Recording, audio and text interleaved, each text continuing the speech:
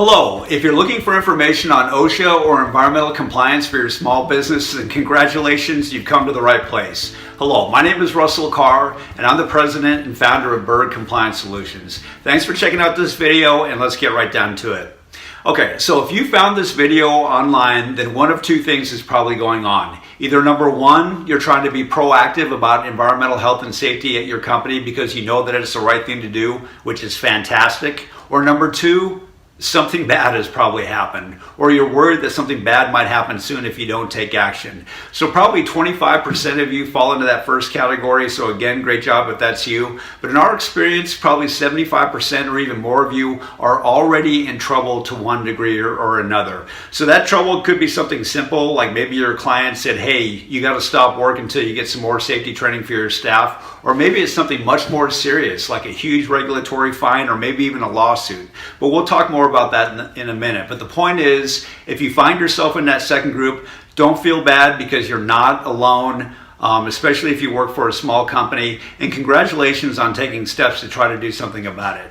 So for companies in that second group, we help them deal with all kinds of different issues. But here are some of the more common problems that we hear about, and I'll bet you can relate to some of these. So maybe you recently had a serious injury at your company, or maybe just a near miss, but the point is that you finally realize that it's time to get serious about the safety program at your company. Or maybe your workman's compensation premium has gone through the roof because of too many past injury claims. Or maybe you just lost that big client, or you can't bid on those big projects that you want to go after because your safety program just isn't up to par.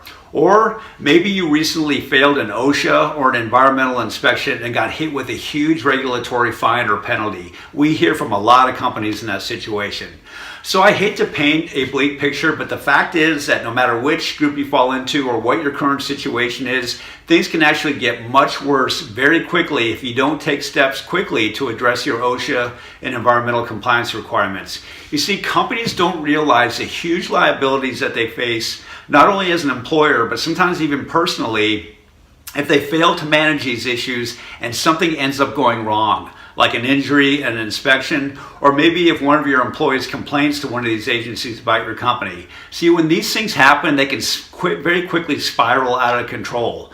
And I have a lot of personal and professional experience with this, having seen some really bad things happen to some good people that I've known in my career. I saw one person get sent to jail. I saw several more threatened with jail time. I've seen small business owners face several $100,000 regulatory fines, and another one that faced a personal injury lawsuit that ran into the millions of dollars. And it's not always business owners. Sometimes it's staff managers who get wrapped up in these situations.